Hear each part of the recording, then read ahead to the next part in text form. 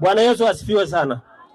Kwanza, jambo la kwanza muelewe, Chadema hatuko kutafuta nafasi za udiwani, ubunge na urais. Kwa sasa Chadema tunatafuta uhuru wa kweli kwa Watanzania wote. Tunahitaji watumishi wa umma wawe huru, tunahitaji jeshi la polisi liwe huru. Ili siku moja jeshi letu lisiwe linabadilika. Siku fulani inafanya kazi ya kulinda raia, wakati mwingine linajigeuza kuwa majambazi wa taifa. Sasa tunachotafuta ni huru, ili siku moja OCD akitoa maelekezo kwa maaskari wadogo wamwambie mheshimiwa, hapo unavunja sheria. Tunataka pia maaskari wetu wawe huru. Tunataka siku mwalimu akiagizwa na afisa elimu kwamba aingie na kura feki, ajaze masanduku feki, basi siku hiyo mwalimu aseme, mkurugenzi, hapa sio sawa, hapa unavunja sheria. Tunataka mpaka 2030 CCM tuwe tumewagaragaza moja kwa moja, ili uhuru wa kweli wa Mtanzania upatikane. Peoples, asanteni sana kwa kunisikiliza. Karatu people, ninaomba na mimi niwaage, kwa sababu nitakayemleta hapa atamleta mtu atakayefungua mkutano rasmi, pamoja na kwamba tulishafungua kwa maombi, lakini kwa maneno yale ya Chadema hatukutaka kumleta mwenyekiti aje afungue arudi chini la tuendelee. Sio jamani eh? Naomba walioko tayari kuniaga tukunje ngumi, alafu nitasema maneno machache. Kunja ngumi, kunja ngumi. Kunja ngumi, usiye kunja katika yetu mchawi. Usiye kunja. Wewe vipi bana? Twende bana, twende. Alafu Mungure utualike Arusha, sisi tuko tayari kupiga mzigo. Asante.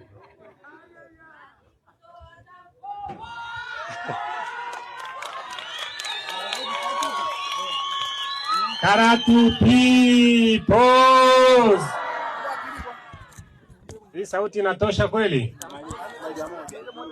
Karatu naijua sio hii, sio eh? Naomba turudie. Karatu peoples. Asante, hiyo imekaa sawa. Mheshimiwa mwenyekiti wa Chadema kanda ya Kaskazini, Mheshimiwa mwenyekiti wa Chadema mkoa wa Arusha, Mheshimiwa mwenyekiti wa Chadema mkoa wa Manyara, Mheshimiwa mwenezi wa Bavicha Taifa,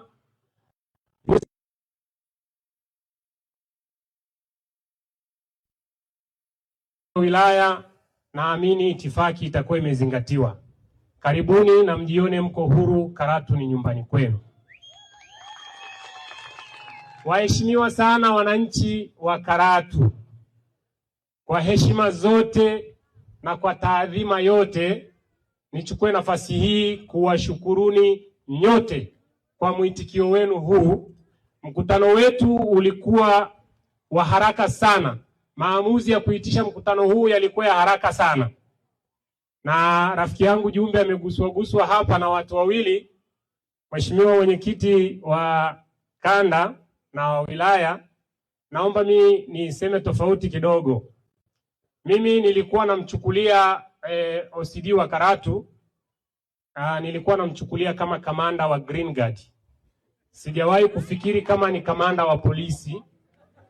Nilikuwa nafikiri ni kamanda wa Green Guard, kwa sababu jinsi anavyotutreat Chadema, yani ni kama jinsi ambavyo tukikutana na kina Shedi na kina Joel mtaani tunakanyagana, ndivyo tulivyokuwa tunafikiri tukikutana na Jumbe tumekutana na kina Shedi.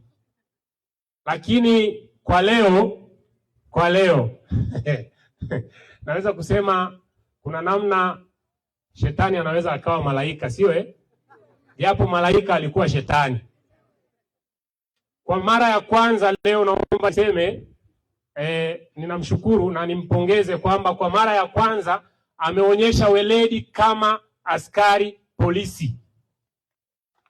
Mimi nilivyopeleka barua Mheshimiwa mwenyekiti, nilitegemea kusumbuliwa. Wakati nimepeleka nilijiandaa kwa usumbufu. Lakini badala yake aliniita, tukakaa tukajadili. Kwa mara ya kwanza tuliongea kama viongozi. Nikasema kumbe huyu jamaa kuna saa na akili, kuna saa yuko vizuri. Nilimwambia lakini nilimwambia OCD, kumbe kuna saa uko vizuri, mimi nifikiri saa zote uko vile. Kwa hiyo kwa mara ya kwanza najua yuko kwenye viwanja hivi. Yule jamaa huwa hana tabia ya kuamini mtu. ametuma maaskari wake, wako wengi hapa, lakini naamini hawaamini na yeye yuko hapa.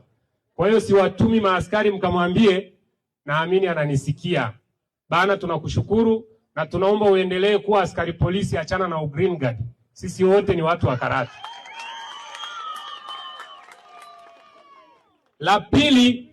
La pili, ndugu zangu watu wa Karatu, sisi ni wana Karatu, si ndio jamani? Mipango miji ilivyopangwa hapa Karatu, maeneo yaliyotolewa kupelekwa serikalini ni maeneo ya wana Karatu. Hakuna eneo ambalo mkurugenzi amekuja nayo kutoka alikotoka. Hakuna eneo ambalo huyu anaitwa Teo wa mamlaka ya mji amekuja naye kutoka alikotoka. Wala OCD Jumbe hajatoka naye huko alikotoka, sio? Ni maeneo ya watu wa Karatu. Sisi ni wazaliwa wa hapa, tutafia hapa na tutazikwa hapa. Si ndio jamani? Kwa hiyo hawa watu wamepewa dhamana tu ya kuja kushirikiana na sisi kusimamia rasilimali na kila kilichopo Karatu. Hawana mamlaka ya kutubagua na kusema kwamba wenye haki ya kutumia mazingira bora ni wale na wale wengine hawana haki hiyo. Naomba nitoe tamko hili, wasitufundishe na sisi tuwe kama wao. Wasitufundishe roho mbaya walionayo na sisi tukaja kuwa na moja. Karatu imeongozwa na Chadema kwa miaka 25. Sisi walikuwa wapinzani wetu mpaka pale walipobaka uchaguzi. Walipokuwa na mikutano yao hawajawahi kukosa viwanja kwa sababu halmashauri inaongozwa na madiwani wa Chadema. Hawajawahi kusumbuliwa kwamba msifanyie hapa kafanyeni pale. Mkutano uliopita wa mwisho kabla ya kufungiwa siasa, tulilazimika kufanyia hapa chini kwenye viwanja vyetu. Tarafa ya Eyasi, Enda Magam, vijiji vya Mikocheni na Enda Magam. Nikaja upande huu wa tarafa ya Mbulumbulu, Lostete kabisa kule kijiji cha mwisho. Nikakusanya watu 10 mara 2. Nikapata 9 ni Chadema, 1 ni CCM. Kwa hiyo ukifanya hesabu ya haraka haraka, kwa idadi ya watu takriban 200,000, CCM wakijitahidi sana wana watu labda 2,000. Na hiyo inaweza isiwezekane kwa sababu hivi mnajua hata mwenyekiti wao alikuwa mwanachama wa Chadema kipindi fulani, Mzee Mtombo. Na juzi mhudumu wetu wa ofisi anatuambia huyo mzee ametuma vijana wake waje wa activate kadi, walipie kadi yake. Sasa sijui anataka kuja, tutajua. Na hiyo ndio raha ya kuwa mwenyekiti wa Chadema wilaya ya Karatu. Pause. Wenzangu wamemsema OCD. Mimi nimefika ofisini kwake mara 2. Ni mtu msomi sana. Ana sheria pale ofisini kwake. Kwa hiyo alikuwa anasumbuliwa na mifumo mibovu. Sasa hivi anaelewa. Ndio maana tumepeleka taarifa ya mkutano, anajua halazimiki kujibu, hajatujibu na ametupa askari. Si ndio jamani? Kwa hiyo tutaendelea kama chama kupambana na mifumo mibovu nchi hii, tuhakikishe impunity inaisha, watu wanafuata sheria. Hiyo ndio kitu Chadema tunataka kufanya. Pause. Hapa niseme kitu kimoja, nilikuwa natafakari. Kwa nini tunanyimwa uwanja wa mazingira bora? Hivi unajua ni kwa nini?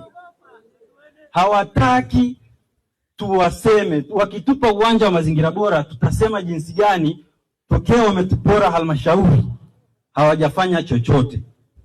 Ukiangalia eneo la afya, Karatu ni moja ya wilaya ambayo kwanza haina wahudumu wa kutosha wa afya. Hatujakizi vigezo ambavyo tumejiwekea kwamba angalau kila kata kiwe na kituo cha afya. Tunategemea zahanati. Sasa tukienda pale, wanahisi tukikaa pale labda tutawasema sana na wataendelea labda kuna kitu kitawatokea. Lakini hata hapa ofisi ya chama tutawasema tu. Si ndio jamani? Tuguse barabara kidogo. Katibu mwenezi alizungumza hazipitiki. Sio hazipitiki, hazipitiki kwa 80%. Na hakuna kitu wanafanya. Zote zilizoko chini ya TARURA na TANROADS, barabara ni mbovu, hakuna viongozi wa kutusemea. Angalia elimu. Hivyo viwango vya ufaulu vimeshuka, wanafunzi wanakaa wengi darasani kuliko idadi ambayo inatakiwa. Shuleni nasikia sasa hivi ilikuwa habari ya chakula wanatoa, lakini nasikia imefutika. Au sio jamani? Wanafunzi wanateseka, lakini hatuna viongozi wa kutusemea. Tumeruhusu mifumo mibovu, imetupa viongozi ambao sio halali, na hakuna mtu ambaye anamsemea mwananchi. Sasa hawezi kutupa mazingira bora kwa sababu wanahisi wakitupeleka tutashindwa mikutano, hamna atakayewasema, watakuwa salama. Nilikuwa napitia ripoti ya CAG juzi hapa. Karatu imetajwa mara nyingi, lakini sitapoteza muda. Cha kushangaza, yani halmashauri ambazo zimeshindwa kutenga budget kwa ajili ya fedha za maendeleo na yenyewe tumo. Sasa watu kama hawa ndio wamekaa hapo na tunategemea watuongoze tupate maendeleo, haitawezekana. Mheshimiwa Mwenyekiti wa Kanda, watu wa Karatu hawa tutakaa nao namna hii, tutasukumana nao mpaka waachie hizo ofisi, tuweke viongozi halali watakaoiendesha halmashauri inavyotakiwa. Pause. Huu mkutano sio wa kwangu. Tutakuja kila kijiji, kila kata, tutazungumza, tutawasema mpaka wakimbie. Yaani mpaka uchaguzi unaokuja, either waachie mapema au wasishiriki uchaguzi unaokuja. Watu waweke viongozi wanaotaka. Kufikia hapa, naomba nitamke sasa kwamba tumefungua mkutano huu rasmi, na nimkaribishe katibu wa mkoa wa Arusha aendelee na itifaki. Pause. Kabla sijaendelea, nishukuru kwanza kupewa majani haya. Nafikiri yaliombewa. Na niwashukuru pia viongozi wa kimila walioongoza dua hapa. Kabla sijaendelea, ninaomba kwa unyenyekevu mkubwa kabisa tusimame kwa dakika moja, kwa sababu ni mkutano wetu wa kwanza baada ya uchaguzi mkuu 2025 na tunajua yaliyotokea. Kwa dakika moja, Mheshimiwa Mwenyekiti wa Kanda, ninaomba tuwakumbuke ndugu zetu waliouawa kikatili katika uchaguzi uliofanyika mwaka jana Oktoba 29.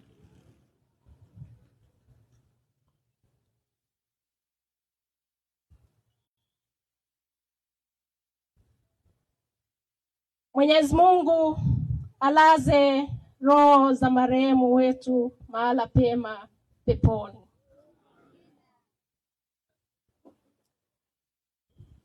Karatu hamna jambo dogo. Dirisha limefunguliwa, nyie mkachukua kadi ya kwanza kabisa kufanya mkutano wa hadhara katika mkoa wetu, lakini nafikiri kwa taifa zima huu ndio mkutano wa kwanza. Hongereni sana. Tumeambatana na wageni kutoka maeneo mbalimbali ndani na nje ya mkoa wa Arusha. Nianze kutambulisha wageni ambao wapo katika mkutano wetu.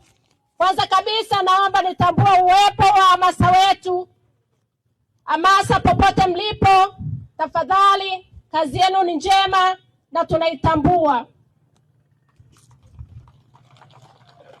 Vile vile tunao viongozi kutoka Arusha mjini wakiongozwa na mwenezi wa jimbo la Arusha mjini. Tafadhali msimame. Wote tuliokuja kutoka Arusha mjini.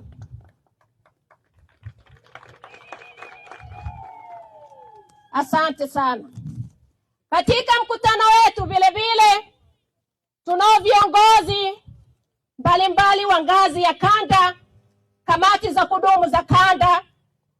Nianze kumtambulisha Mheshimiwa Sabina Francis ambaye ni katibu wa kamati ya Chadema familia. Vile vile Osiana wewe ni katibu wa kamati ya Chadema ni msingi. Tunaye Francisca ni mwenyekiti wa kamati ya Chadema ni msingi. tunaye wakili wetu Kamara ambaye ni mwenyekiti wetu wa jimbo, wakili msomi ni mwenyekiti wetu wa kamati ya sheria. Tunaye katibu wetu wa baraza la wazee kanda, Mzee Salmet. Tunaye katibu wa habari kanda ya kaskazini, ndugu yetu Malalika. Na mimi niliyesimama hapa, kwa wale ambao hawanifahamu, naitwa Viola Lazaro Likindikoki, ni katibu wa Chadema mkoa wa Arusha, lakini vile vile ni katibu wa kamati ya Chadema mafunzo kanda ya kaskazini. Wananchi wa Karatu na wale wanaotufuatilia katika mitandao ya kijamii, ninapenda kuzungumza jambo ambalo lilikaa katika moyo wangu muda mrefu, nikisubiri platform ya kuelezea, hasa ambalo ninataka kuanza nalo ni machafuzi yaliyotokea Oktoba 29, 2025. Wote tunafahamu ndugu zetu, baba zetu, mama zetu, kaka zetu, dada zetu, watoto wetu waliuawa kikatili, jambo ambalo lilitikisa dunia. Ilikuwa habari ya dunia katika nchi ya Tanzania, nchi ambayo dunia ilikuwa nasema ni nchi inayohubiri amani. Lakini damu zilimwagwa barabarani, risasi zilipigwa, mabomu yalipigwa. Kuna watu walikufa kwa maelfu. Kuna watu wameachwa na majeraha kwa maelfu na maelfu. Kuna watu wameachwa na magonjwa ya kudumu, wengine wamepata pressure, wengine magonjwa ya moyo kwa sababu ya yale yaliyotokea. Lakini kuna watoto wameachwa yatima, kuna wanawake wameachwa wajane, kuna wanaume wameachwa wagane, katika nchi ambayo tunasema ni nchi ya amani, Tanzania. Lakini yalitokea kwenye uchaguzi wa mwaka jana. Unauliza haya yote kwa nini? Kwa nini watu wetu wauawe? Chadema tulisema hatutaingia kwenye uchaguzi bila kuwa na tume huru ya uchaguzi, bila mabadiliko madogo ya katiba ambayo yatafanya uchaguzi uwe huru na wa haki kwa kila mmoja. Pamoja na kuwa hatukuingia kwenye uchaguzi wa kutekeleza lile jambo ambalo ni kubwa lililomweka kule ndani la kutafuta uhuru wa Watanzania wote. Mheshimiwa Lissu huko alipo, saa nyingine mahakamani mnamwona anatabasamu kwenye kinywa na uso, lakini moyo wake umejaa huzuni wa mateso. Moyo wake umejaa huzuni. Wakati mwingine tunasema anaamka analala, anaamka analala. Lakini niwaambie, ameamua kuchagua mateso aliyokuwa nayo kuwa madogo kuliko kusudi analolipigania. Ameamua yeye ateseke, asiweze kucompromise, ili nchi hii tuweze kuwa na sheria zinazoweza kuwalinda wananchi wengine watakaonewa kama yeye. Kwa hiyo kila siku tumkumbuke katika sala zetu. Lakini kikubwa ambacho yeye angefarijika zaidi ni kuona wananchi hawajarudi nyuma, kuona wananchi bado wanakipigania kile ambacho tunaamini ni tunu ya taifa yetu. Makamanda people! Karatu safi!